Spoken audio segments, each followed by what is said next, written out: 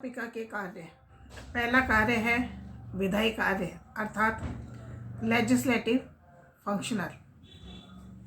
देश के संपूर्ण क्षेत्र, उसमें रहने वाले समस्त नागरिकों, उसमें कार्यरत राजनीतिक एवं प्रशासनिक प्रणालियों व संस्थाओं, सामाजिक, आर्थिक, शैक्षणिक, ग्रामीण व शहरी मामलों आदि पर कानून बनाने, उनमें संशोधन करने, उन्हें निरस्त करने का कार्य व्यवस्थापिका के द्वारा किया जाता है। अतः व्यवस्थापिका एक कानून निर्मात्री निकाय है।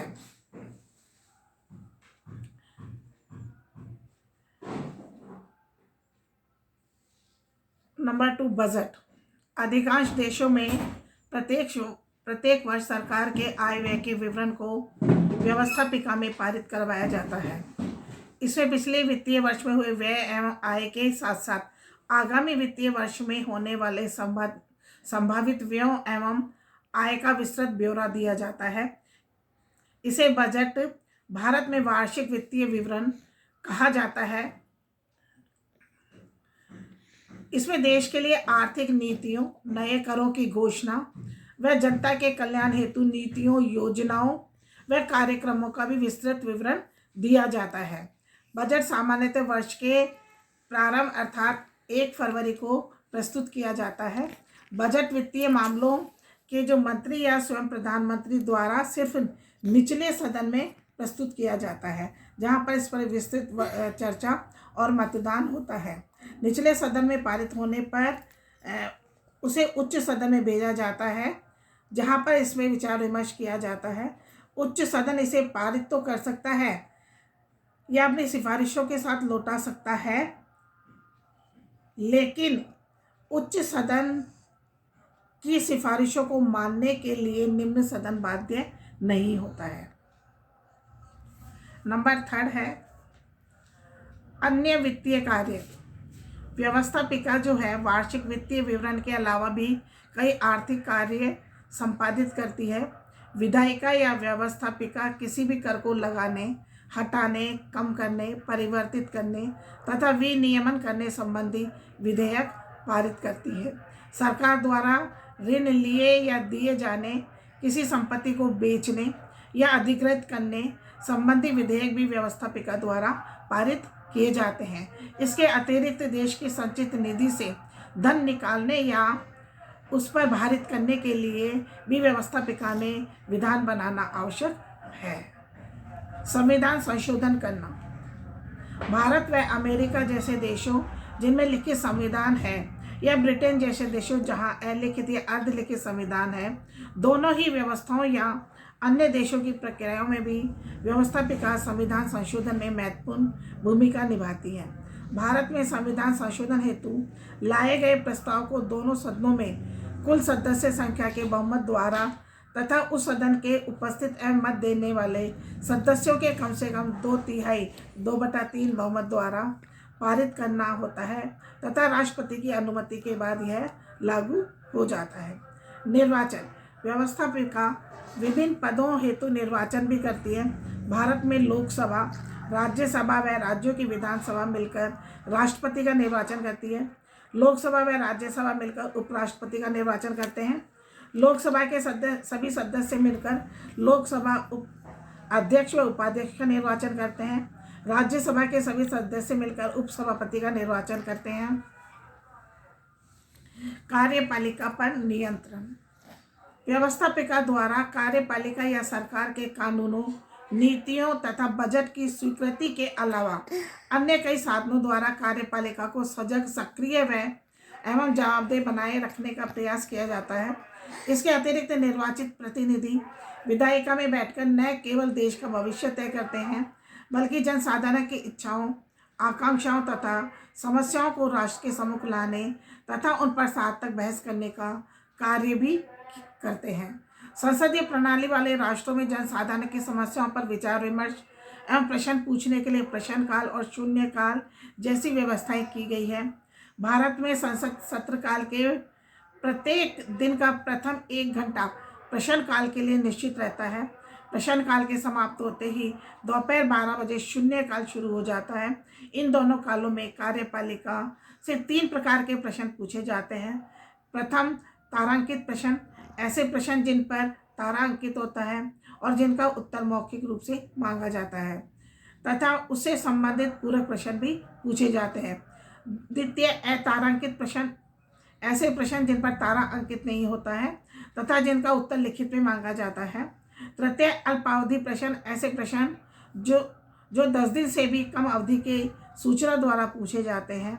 अतः व्यवस्थापिका कार्यपालिका से ऐसे प्रश्न पूछकर कार्यपालिका पर नियंत्रण स्थापित करती है और उसकी जवाबदेहिता सुनिश्चित करती है। नियुक्तियों का अनुमोदन। कार्यपालिका व्यवस्थापिका की शक्तियों पर एक दूसरे पर नियंत्रण स्थापित करने के लिए अवरोध एवं संतुलन का सिद्धांत बनाया जाता है। इसके अंतर्गत कार्यपालिका द्वारा की गई नियुक्तियों को व्यवस्थापिका द्वारा अनुमोदित करना आवश्यक है। उदाहरण के लिए अमेरिका में न्यायाधीशों की सेवा शर्तें कांग्रेस द्वारा निर्धारित की जाती है, परंतु न्यायाधीशों की नियुक्ति राष्ट्रपति द्वारा की जाती है, जिसका अनुमोदन सीनेट द्वारा किया जाना आवश्यक होता है। पद से हटाना। अधिकांश देशों की व्यवस्थापिका को यह अधिकार होता है कि वह कार्यपालिका के विभिन्न पदाधिकारियों को पद से एक निश्चित प्रक्रिया के द्वारा हटा सकती है। भारत में संसद राष्ट्रपति को महाभियोग प्रक्रिया द्वारा हटा सकती है। इसी प्रकार उपराष्ट्रपति को साधारण प्रस्ताव द्वारा संसद द्वारा हटाया जा सकता है। लोकसभा के अध्यक्ष एवं उपाध्यक्ष को लोकसभा में बहुमत द्वारा तथा राज्यसभा में उपसभापति को राज्यसभा में बहुमत द्वारा हटाया जा सकता है। संसदीय प्रक्रिया में प्रधानमंत्री व मंत्रिपरिषद को संसद में अविश्वास प्रस्ताव पारित कर हटाया जा सकता है। भारत में उच्चतम व उच्च न्यायालय के न्यायाधीशों को संसद द्वारा महाभियोग जैसी प्रक्रिया द्वारा हटाया जा सकता है। इसी प्रकार मुख्य निर्वाचन आयुक्त, नियंत्रक व महालेखा परीक्षक, मुख्य सूचना आयुक्त जैसे पदों से भी अधिकारियों को संसद महाभियोग द्वारा हटा सकती है। समितियों और आयोगों की नियुक्ति। संसदीय प्रणाली वाले देशों में व्यवस्थापिका अपने कर्तव्यों को पूरा करने के लिए विशेष संसदीय समितियां नियुक्त करती है। भारत में संसद द्वारा प्राक्कलन समिति, लोक लेखा समिति, सरकारी उपक्रमों संबंधी समितियां जैसी वित्तीय समितियां व अन्य स्थायी समितियों की नियुक्ति की जाती है। व्यवस्थापिका द्वारा विभिन्न राजनीतिक व प्रशासनिक मामलों की जांच, सुधार व सुझाव हेतु समय समय पर समितियां व आयोग नियुक्त किए जाते हैं, जो संबंधित विषयों पर अपनी रिपोर्ट प्रस्तुत करने का कार्य करते हैं। न्यायिक कार्य। कभी कभी पृथक्करण के विरुद्ध व्यवस्थापिका न्यायपालिका की शक्तियों को भी ग्रहण कर लेती है और न्यायालय की तरह कार्य करने लग जाती है। ऐसा सामान्यतः राजतंत्र या तानाशाही प्रणाली में देखा जाता है। सन 2009 से पूर्व ब्रिटेन में हाउस ऑफ लॉर्ड्स पीएस की सुनवाई महाभियोग मामले और अंतिम अपीलीय मामलों में उच्चतम न्यायालय के रूप में करता था। व्यवस्थापिका का पतन। व्यवस्थापिका किसी सरकार का सबसे महत्वपूर्ण अंग है और इसके कार्य व स्थिति किसी राज्य के संचालन के लिए अति आवश्यक है।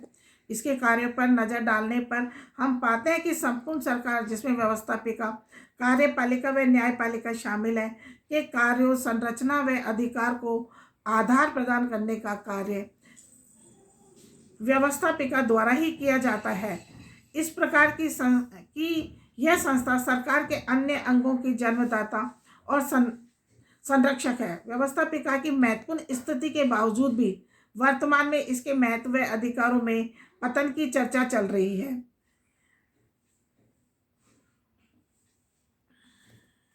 इसके पतन के कुछ कारण हैं, जो है कार्य में बाधा। नंबर 1 है कार्य में बाधा। ब्राइस के अनुसार व्यवस्थापिका के सदस्यों द्वारा व्यवस्थापिका के कार्य की प्रक्रिया को व्यवस्थित प्रयासों द्वारा बाधित किया जाता है, जिसके लिए समय से अधिक बोलना, अनावश्यक प्रस्ताव में सुधार शामिल है, ताकि व्यवस्थापिका किसी निश्चित निर्णय या मुख्य मुद्दे पर ना पहुंच सके। नंबर 2, दलों की बहुलता। ब्राइस के अनुसार राष्ट्रों में बड़े दलों के बाद विभाजन से या जाति, धर्म, संप्रदाय, क्षेत्र आदि के आधार पर कई दलों का उदय हुआ है, जो किसी विशेष समूह का प्रतिनिधित्व करते हैं। ऐसे दल बहुत कम अवसर पर सत्ता प्राप्त कर पाते हैं, अतः इनका कार्य सत्ता को प्रभावित करना व सरकार को अस्थिर करना रह जाता है। ऐसे दल ऐसे बड़े दल जिनको बहुमत प्राप्त नहीं है को समर्थन देकर सरकार बना देते हैं और दलों द्वारा प्रस्तावित नीतियों कार्यक्रमों को ही समर्थन देता है। नंबर 3 है समय की कमी। व्यवस्थापिका पूरे वर्ष कार्य न कर सत्रों में कार्य करती है। भारत में संसद के प्रतिवर्ष 3 सत्र यथा बजट सत्र, मानसून सत्र व शीतकालीन सत्र होते हैं। इसके अतिरिक्त राष्ट्रपति विशेष सत्र का आयोजन कर सकता है। इस प्रकार प्रत्येक सत्र लगभग 2 महीने चलता है। सत्र द्वारा पूरे बजट की चर्चा व पारित करने के लिए होता है। अतः व्यवस्थापिका के पास बहुत कम समय होता है जिसमें वह जनता की समस्याओं को सुने, विभिन्न आवश्यक मुद्दों पर चर्चा करे और देश के लिए विधान बनाए। इसमें भी विभिन्न मुद्दों पर हंगामे, प्रदर्शन और वॉकआउट से व्यवस्थापिका का समय बर्बाद होता है।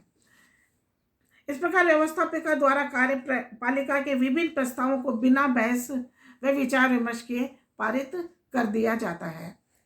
अटल बिहारी वाजपेयी के अनुसार अब संसद में निर्णय विचार विमर्श तर्क या आंकड़ों के आधार पर नहीं लिए जाते, बल्कि मुद्दे निम्न प्रवृत्ति के गुणों के आधार पर तय किए जाते हैं।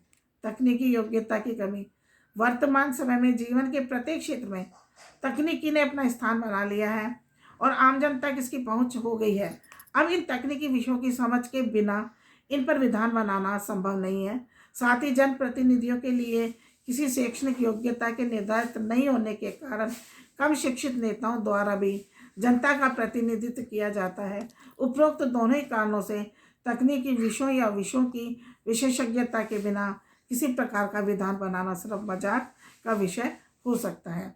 सशक्त कार्यपालिका। सरकार के सभी अंगों के कार्य एवं शक्तियाँ निर्धारित एवं पृथक्कृत की गई है, परंतु कभी कभी किसी एक अंग के अधिक सशक्त एवं सक्रिय होने पर यह दूसरे अंगों के अधिकारों का अतिक्रमण करने लगता है।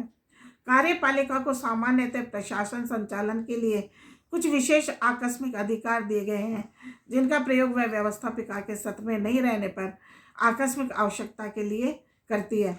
अध्यादेश एक ऐसी ही व्यवस्था है, परंतु कार्यपालिका के सशक्त होने पर यह व्यवस्थापिका कार्यपालिका के विकल्प के रूप में काम में ली जाने लगती है।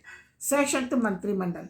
लोकतांत्रिक शासन प्रणाली में स्पष्ट बहुमत वाली सरकारें अपने मंत्रिमंडल को सशक्त बना देती हैं और कार्यपालिका व्यवस्थापिका के अधिकांश कार्यों को अतिक्रमण कर लेती हैं या उनको अपने अनुसार संचालित करवाती है। भारत में नई प्रशासनिक संस्थाओं के निर्माण का कार्य संसद अधिनियम बनाकर करती है, परंतु पूर्व योजना आयोग, राष्ट्रीय विकास परिषद तथा नीति आयोग जैसे महत्वपूर्ण प्रशासनिक संस्थाओं का निर्माण मंत्रिमंडलीय संकल्प द्वारा किया जाता है।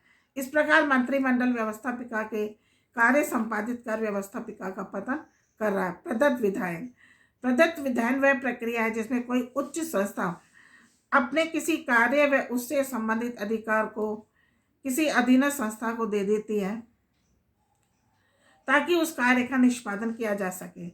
यह स्थानांतरण अस्थायी होता है और अंतिम उत्तरदायित्व उच्चतम संस्था का ही रहता है। व्यवस्थापिका अपनी व्यस्त दिनचर्या, कार्याधिक्य, तकनीकी ज्ञान के अभाव या सशक्त कार्यपालिका के दबाव में अपने कुछ कार्यों की कार्यपालिका को स्थानांतरित कर देती है। सामान्यतः व्यवस्थापिका किसी नीति, योजना या कार्यक्रम की रूपरेखा निर्धारित कर पारित कर देती है तथा इससे संबंध नियम, उपनियम बनाने का अधिकार कार्यपालिका को दे देती है, जिससे कार्यपालिका को इसमें फेरबदल करने वह अपने इच्छानुसार इसका स्वरूप बनाने का अधिकार प्राप्त हो जाता है, जो व्यवस्थापिका के कार्य को महत्वहीन बना देता। आपातकालीन शक्तियाँ। कार्यपालिका के आपातकाल के दौरान सभी शक्तियों को अपने हाथ में लेने के अधिकार संविधान के प्रावधानों के अनुसार कार्य न करने या बहुमत प्राप्त न होने पर व्यवस्थापिका को भंग करने के अधिकार ने व्यवस्थापिका की प्रतिष्ठा को अधिक नुकसान पहुंचाया है। आपातकाल के दौरान कार्यपालिका सर्वोच्च कार्यकारी संस्था बन जाती है, जो सरकार के अन्य अंगों के अधिकारों का अतिक्रमण कर लेती है। न्यायिक पुनरावलोकन। यह न्यायपालिका की शक्ति है, वह व्यवस्थापिका द्वारा बनाए गए विधानों को संविधान के प्रावधानों के अनुसार पुनरावलोकन करती है और यदि वह संविधान के अनुसार न हो तो उसे निरस्त कर देती है। न्यायपालिका की शक्ति ने व्यवस्थापिका की विधान बनाने की शक्ति, सक्रियता व इच्छा को कुछ हद तक कम कर दिया है, क्योंकि व्यवस्थापिका को विधान के निरस्त हो जाने का डर रहता है जो उसकी सारी मेहनत को बेकार कर देता है।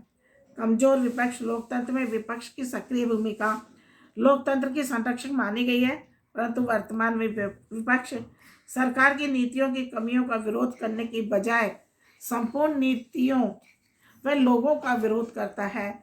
इस प्रकार विपक्ष भी व्यवस्थापिका में अपनी भूमिका ठीक से नहीं निभा पा रहा है। कभी कभी विपक्ष का संख्या बल भी इसका सबसे बड़ा कारण रहता है। 1985 में व वर्तमान में विपक्ष की यही स्थिति है। उपरोक्त के अतिरिक्त भी कार्यपालिका का विदेशी मामलों में प्रभुत्व, व्यवस्थापिका में लोचशीलता की कमी, वाद विवाद का निम्न स्तर, दलीय प्रणाली आदि ऐसे कारण हैं जो व्यवस्थापिका के पतन में सहायक रहे।